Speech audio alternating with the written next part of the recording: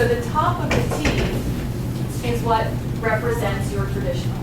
So if you don't have a place for somebody to go, there's your reach, you've got your schedule, you've got your audience on air, your reach. Spark is the creative that you choose to write based on the audience you reach. You all have formats which lend to a lifestyle and a life group, right? Then you've got attention. You've said something that is tactical in a way that interests that 1%. But without integration, that 1% will go and seek out their information. You will get the credit, maybe you do, maybe you don't. But if you will include the digital component of it, you have a likelihood to receive that credit of providing that information. So digital on its own does have merit. Obviously, you see digital budgets are growing. It has merit. There's information that can be found. There's interaction that can be had. And there's lots of actions that can be taken. So we want to encourage you to think about it as a T, that initial T, because we want to consider the customer journey. I stole this off of the web, so you can't repurpose this for monetary reasons, which is why it's a little blurry, but it's the best one that I've seen to really truly showcase how media impacts the customer journey. So if we look at, okay, good. So here's the awareness phase. A couple of things can create or be part of that awareness.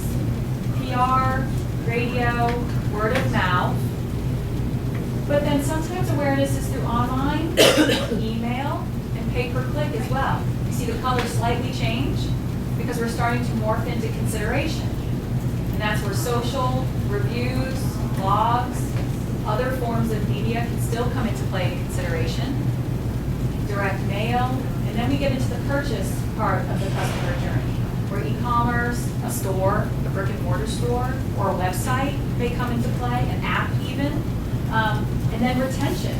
Can you keep that customer? Can they keep that customer? That goes into any kind of community forums, again, review sites, any kind of knowledge base that they create, and then advocacy. Can they get their customers to talk about them? Can they get their customers to write blogs? We are mommy bloggers. What are mommy bloggers known to write about? Their kids, but what else? The recommendations. Recommendations, best products. Yep. There's lots of, my kids all know, and I started watching these YouTube, there are YouTube stars. There are people that are famous only on YouTube. Makeup instruction, hairstyle instruction, how to fix a leak, all based on just YouTube, nothing else. There's Instagram famous people too.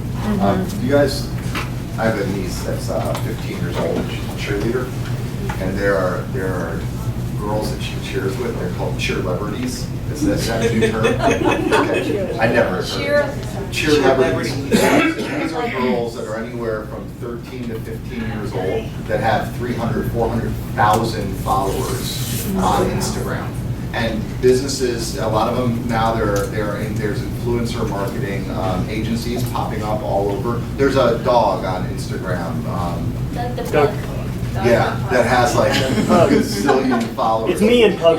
Right. So all there are these agencies popping up that are representing these kids and these animals, and just they're like their agent, and so they find deals from it. So we know this one little girl, she's 13. She's sponsored by, I think, Nike. She's sponsored by a company called Cheer Athletics. She's sponsored by Gatorade, I think. And she doesn't make, it's not a ton of money, but the way her parents have set it up, it's all going towards a scholarship fund for her when she goes to college. But she's got 250,000 followers, and so when she posts something, it's a big deal. That's right? the influencer part. It's an influencer. It's pretty amazing what's going on. And the power of social networks and advocacy. We were talking about this last night. So Kylie Jenner has created lip kits. Ridiculous. I'm sorry, it was inside voice. So my daughters save up allowance money. They buy their first lip kit together, which meanwhile caused the greatest fight we've ever seen in our household, and doors slamming so loud a hinge fell off. No joke.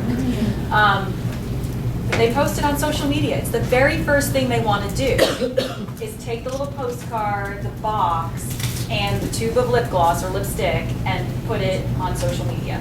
So it's the power of advocacy. instantaneous. And then once they did that, it was kind of like the fun was gone. They haven't worn it. It's just oh, but my daughter will say, look, it smells good. It really smells good. Like, why would it This big. How much does this fit? Let's just go right for your lips. No, it's not, it's a decent size. It's a decent size. It's a normal size. Is it? It's the excitement of the brand that's been created around it, though, and the social media frenzy that has been my day. Well, her nail polish is awesome. I don't know about nail polish. Like I have like 4 of her nail polish. Like it's a good polish. I can't even act like it's wet. It's really good. It lasts long.